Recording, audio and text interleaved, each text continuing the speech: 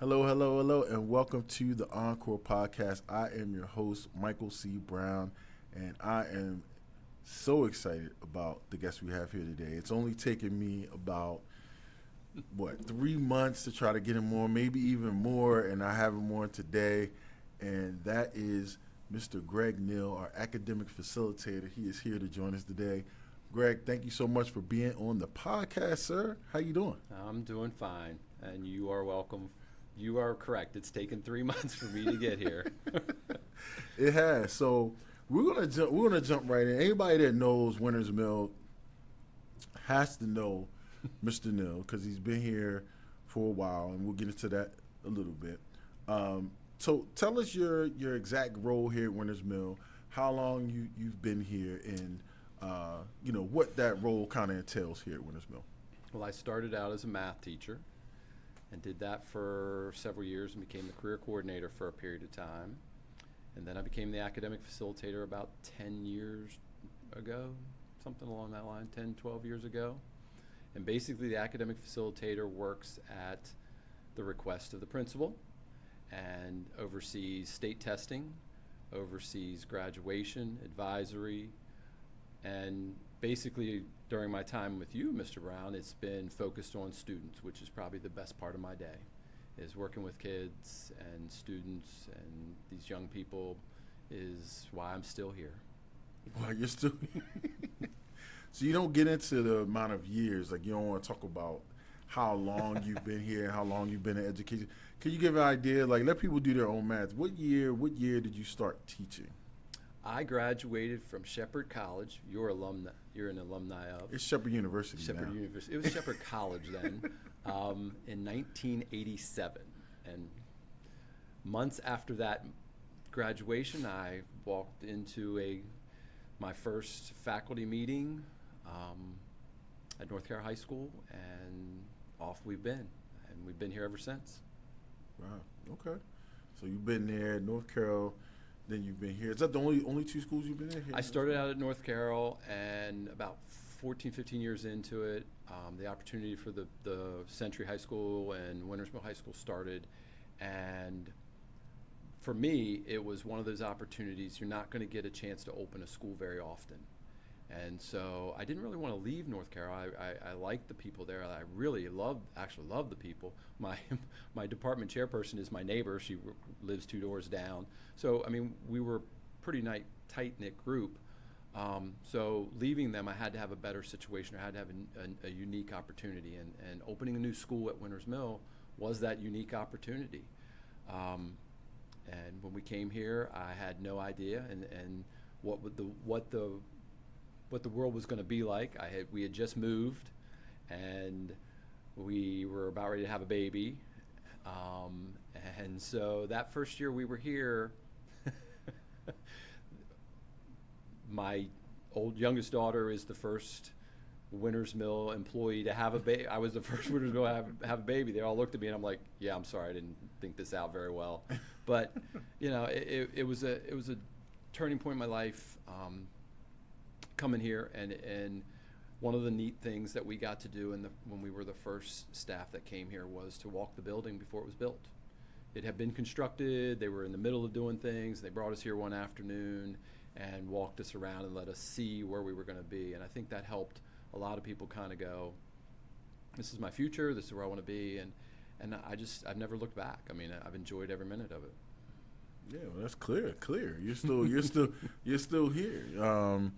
So, if you talk about your role here, and I know you talked about some of those things a little bit, like what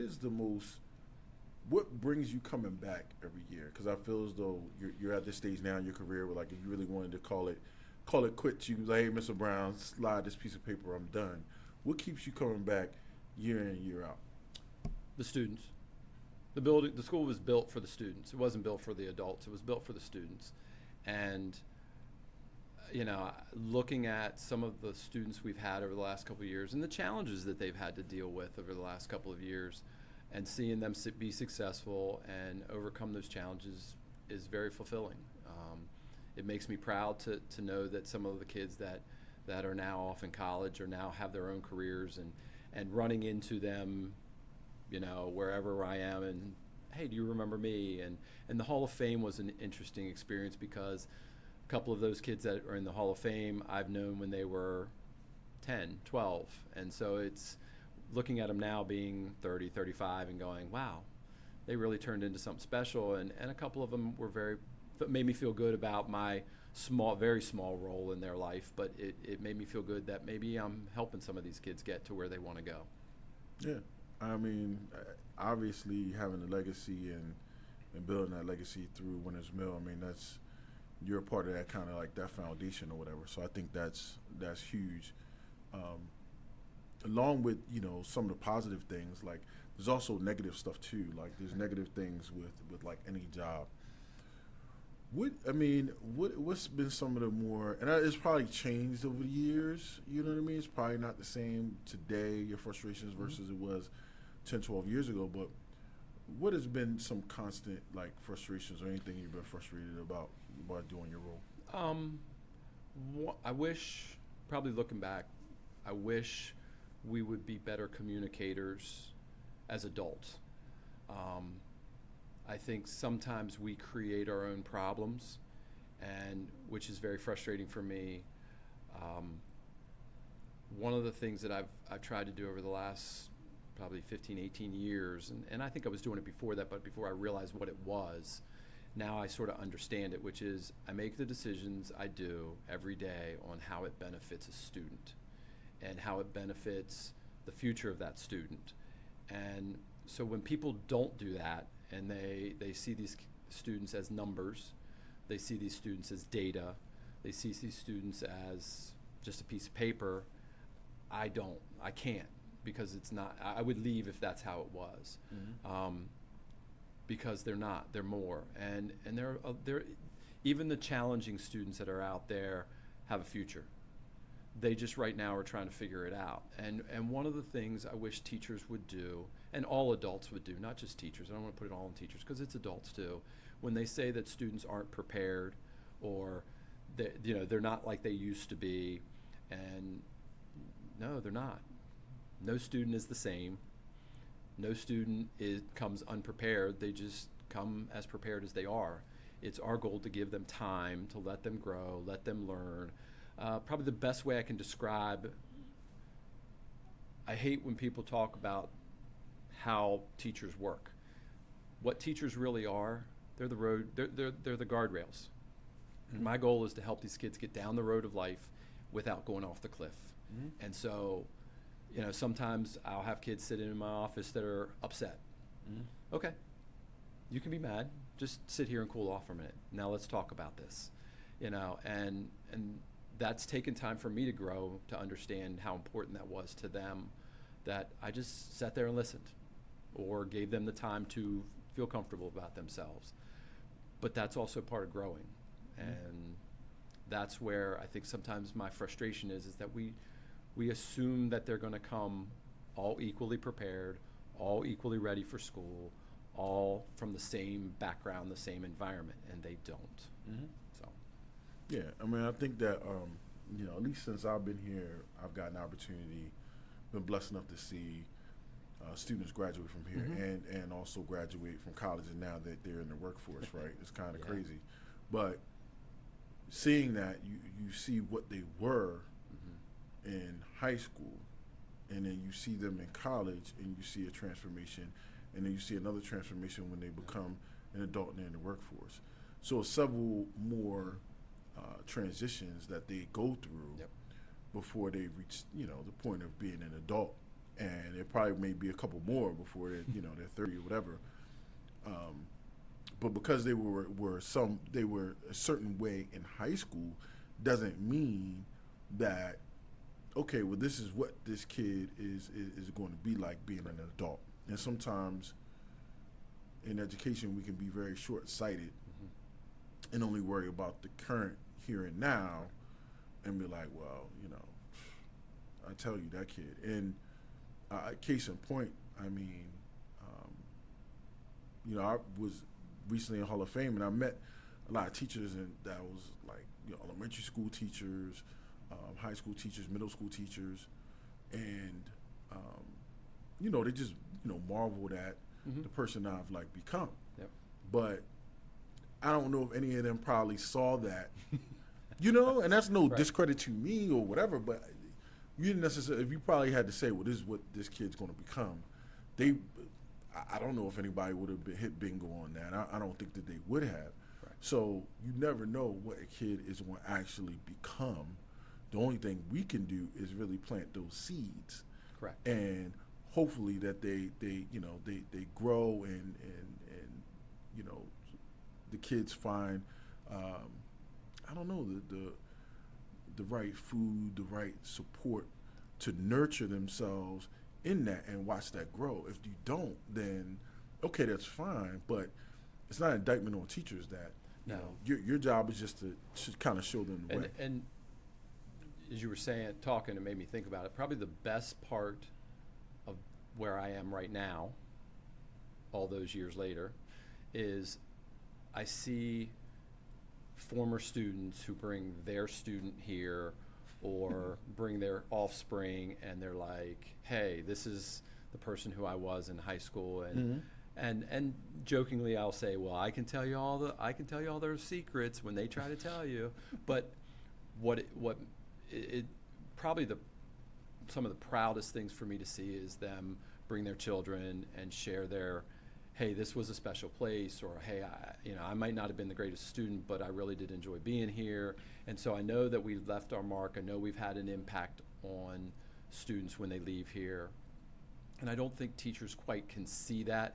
And you usually don't see it until years down the road when they've had the opportunity to grow, they've had the opportunity to process, and everybody does it at a different pace. And I think sometimes we think that just because somebody says they're 14, that they're going to be mature.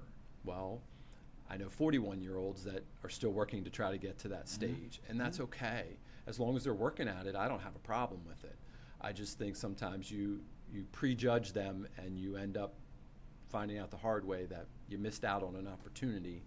And so it is, them coming back with their children is, I always find, like the most, and I don't want to say entertaining, but the most enjoyable in one respect, because watching them deal with somebody that age and thinking, yeah, I dealt with you when you were that age, and some of those kind of things, it's just really fun to watch. Yeah, for sure. So I guess one of the things that we get into is your how many people know about your background and things of that nature. Talk a little bit about your background, where you grew up. I know it's been many years ago, but if you could indulge us with some of those things, and I know coaching softball has been like a passion of yours and taking up a huge part of your life. Like, how did you get involved in some of those interests? Wow. I grew up in Montgomery County, went to school in Montgomery County.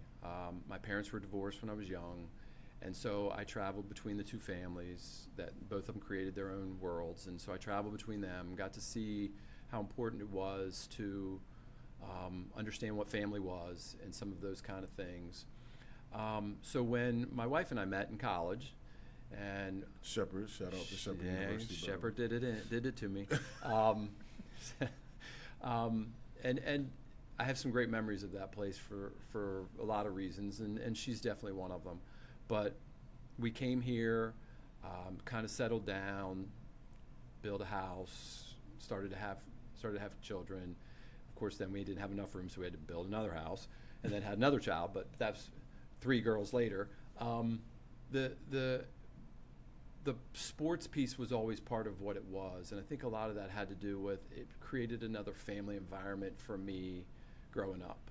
It was around a group of people that had common interest, competing for the same thing. So when I became a coach years ago, and I started in high school a little bit, it was just creating a family environment as best I can. That doesn't mean that I wasn't hard on kids. It doesn't mean I didn't hold them accountable. It doesn't mean that I let them slide by on things. But what it did mean was that I cared about them. And it's funny because, like you said, looking back, I've got a couple of young ladies who were on my first varsity team, my first varsity basketball team that I ever had, who was they were wildly successful young ladies in the sport, and then watching them grow up and have their own children. One of them's graduating from Liberty soon. Her son just graduated. So there's some of those, seeing them with their high school age students and so forth, but keeping an eye on them and watching them grow made me realize that sports is the common interest that we've had, but it was that connection that we all had with each other. So when I came here, I was coaching basketball a little bit. My oldest daughter, became interested in softball, and there was a gentleman who helped us, recently passed, who kind of became a mentor. And we came here, and then athletic director Bill Romo came to me and said, "Hey, I need a softball coach. Mm-hmm. I know you guys have been doing it." I'm like, I've never really coached him. I just was helping and doing stuff. So he gave me the idea, and I just started doing it. And to be very honest with you, I love the kids. Those are great kids. Mm-hmm. So it's just been. Years ago, I took some time off from coaching in a couple of seasons, and my wife's comment was, "You need to go find something to do. You're driving me nuts." And she's probably right. She's been the most patient person in the world, and so staying involved was important. That's why I referee basketball right now, just for something to do and have fun, and I enjoy being around the kids. And I don't want to say I don't take it seriously, because I do take the game seriously, but I also realize these are students. These are young people that just sometimes are going to make bad decisions, and it's okay. Mm-hmm. So, but that sports environment has been a huge piece of it. That I don't think there's been in my years since coming to Carroll County, I don't think there has been a year that I haven't coached something. Mm-hmm. So. Yeah, I mean, and I, being a former athlete myself, like, I know exactly how sports can be the segue to so many different great things in people's lives, and without that window, that opportunity doesn't really open up for a lot of kids. Right. It just doesn't. So it gives you a chance to connect on something you have a common interest in. For sure. So I talked to one of your daughters. I'm not going to say which one, because I'm not putting them out there. I don't want. Oh boy. But you talked about refereeing basketball. So one of them told me, like, how you get in shape for refereeing basketball is, it's very late and very, very short workout. You get yourself together and you're like, all right, I'm just going to go, run a few laps, and then, like, all right, I'm ready to go. Like, what's your process of getting in shape for basketball season? Oh, I know which one that is. I'll get her later. Basically, one of the things, there's two parts for me, is number one, making sure my legs are under me. And the other part of it is I can recover quickly. Mm-hmm. So, yes, I do go try to do get on the treadmill and start moving and try to see if I can get my legs up underneath me and so forth. But what'll happen is I have a scrimmage later today. Those scrimmages, I try to spread them out a little bit, and then because the season's going to start and I'm going to have a couple games in a row, after the first week I'll be fine. It's just a matter of getting through the first couple of days, but I also, as my wife has made it clear, you're not as young as you used to be. It takes a little longer for you to recover, and it's okay. Mm-hmm. It'll be okay. I don't know how much longer I'll do it. I do love doing it with the kids and having the conversations with the kids. I jokingly, there was a couple kids goofing around in the game the other day, and I wasn't quite sure what was going on. I looked at this kid and I said, "Are those two having a problem?" And he goes, "Yep." I said, "Want me to deal with it?" And he goes, "Go ahead." And I was like, all right. So I stepped in and took care of what I had to do. I came back. I said, "How to do it?" He goes, "I like it. I really like it." And it was an interesting interaction with a 16, 17-year-old who was like, "Can we just play the game?" That's all he wanted to do. Mm-hmm. He didn't want anything. He wanted them to stop and just. So sometimes it's just supporting kids that way. Yeah, doing something simple like that. I had to throw that out there just because I had to give you a hard time about that. That's just different things I hear out on the streets. Yeah, I bet. So talking about shifting gears to your family, your wonderful, beautiful family. that I've got to know quite well over the past 6 years. Talk about your family, the girls. You have three beautiful daughters. You have one beautiful grandchild. I do. Granddaughter, and obviously your wife is here and works here at the school. Just talk about your family life. I know that means a lot to you, and to see your kids. Everybody's a parent. You want to see your kids just be able to live life. You know what I mean? And success is at different levels, but you want them to be able to be on their own and be able to, just manage the rigors of life. And I feel as though that, at least you got two for two in that category. The third one, she's well on her way. She's getting there. She's getting there. So talk to me about family and what that means to you. Well, when we came here, one of the reasons why I came here, one of the personal reasons why I came here was I ran into a parent when I was working at North Carroll, and they were talking about how much of an impact I had on their child and all this kind of stuff. And I came home, and on the way home, I started thinking, I've raised everybody else's children. What about mine? And my children were young. They were in elementary school. The two older ones were in elementary school at that point.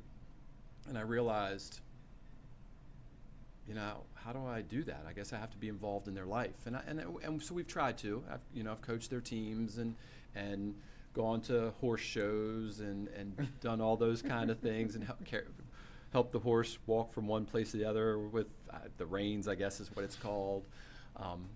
But all three of them have been a product of this building, and I'm proud of that. I'm proud of them. This has been a family endeavor. Four out of the five of us have worked here at some point in time. Have worked here, and I think the fifth. I think Kaylee probably would have done something here if given the opportunity, but she saw the world in a different light and decided to go traveling and get out there. And she's my jet setter. We've been in Virginia, Kentucky, New Jersey, all over the place, and that's, like you said, it makes me proud to see her doing those things because I know she's enjoying life. Felicia's a little more of a homebody, and she just bought herself a house, and so she's basically redoing this house. With your help. I believe with my tools and with my help occasionally. But it's nice to see that they take the pride in that kind of stuff. And Cassidy being at Coastal Carolina, and she just texted me a couple hours ago about she has an internship with DNR to do something, and I asked her how she felt about it, and she said, I think I did all right, and she goes, I really think this would be fun to do. So that to me is a good sign that she's finding things. And a lot of it goes back to, the passion, purpose, pride mentality. If you find something you're passionate about, something you enjoy, it's going to be a blast. Yeah. And I think all three of them have kind of figured it out or are figuring it out, and starting to settle down and create their own niche environment. Where they want to be. Kaylee's a horse person, and she works for Target Corporation and so forth, but she has a horse farm lady that she works with, and so she gets to ride horses and take care of horses and talk about horses, and to her that's the best thing in the world, and to me that's the pride I think my wife and I have in them, is that they've found the things they're interested in. And it's just interesting, and then having a granddaughter, I look back and think, did I have this much energy when those kids were little? Because this kid has more energy than I've ever seen in my life. But she makes me smile. She gives me a hard time, and she got mad at me the other day because I ate her Chex Mix, and she wanted to know where it was, and I said, well, I ate it. She's like, why? Sorry, sweetie. I was hungry. I was going to eat it. She's like, well, you should have saved it for me. But, she's a wonderful little one, which I'm proud of her mom and dad for trying to get her off on the right foot and doing the right things. And family is important. I said I came from a divorced family. That doesn't mean that we didn't have a family. It doesn't mean that we don't have extended family. It doesn't mean that there are people in my life that, I have an aunt that she means the world to me. And so it's just interesting what family really is. And so my life has been, I think my wife and I made the commitment when we came here and we decided we're going to have kids. I was like, well, we're going to do this until they can stand on their own 2 feet and they're where they need to be. And then we can sit back and watch it. And I don't think I'm much of a sit back and watch it kind of person. So, being part of helping her build the house and working on the house, and the other one sending me can you build me a horse jump or something, whatever. I'm like, sure. So, it's those kind of things that are fun to do. So I can't claim the oldest to you, but I will claim the youngest one. So, Yes. Cassidy, if you're listening, like, I have a lot of faith in you. So you have to get off. I'm saying you got to beat your sisters, but you got to show and prove that everything that Mr. Brown here is selling, that you're doing it out there in the real world. But she's doing phenomenal, and like I said, I think it's undersold how hard it is to be a parent and to raise girls, and in today's society and everything else is very, very difficult. I haven't gotten to that stage where you're at yet, but it's very, very difficult to get them to understand things and navigate through stuff and get out there on their own and be successful. So I'm not going to give you all the credit, No. but Debbie, I got to give you some Yes. credit as well, Yes. because, you guys have Yes. done a phenomenal job. And now you've done such a great job that now it's on to the grandchild, which, we'll see how that works out. So I ask everybody this in this podcast series about, we're about passion, purpose, pride. So I always ask, if you had to name 3 things right now that you are passionate about, what would those 3 things be? Wow. It's funny because I watched your other ones, just so you know that I was watching. I thought about that and I was like, I think obviously the easy one is my family. I mean, my sisters, my parents and my kids and my wife, and all those, that they're important to me. And we make decisions to do those kind of things. I think the other part there's a certain passion I have about this building, and not just the building, but the people that are part of the building, because their successes are, to me, important to me to see that these people who have come through this building leave here, feel good about themselves, and are successful. So those are very consuming 2 things. Probably the other passion I have is trying to leave the world a better place. Like trying to get people to understand that how you handle other people and how you treat and take care of other people is important. That certain level of kindness, compassion, understanding. The person who just cut in front of you in the thing, you don't need to get all upset about. Maybe there's something going on today. Take a breath and I'm there are days I have to remind myself not to overreact to some things, but I think those are some big things that are important to me right now as we move forward, because we are in such a state. This world is in such a state right now where everybody wants to fight with everybody over things that they don't need to fight about. And I've been trying to convince some of the students around here, hey, do we need to argue over an earbud?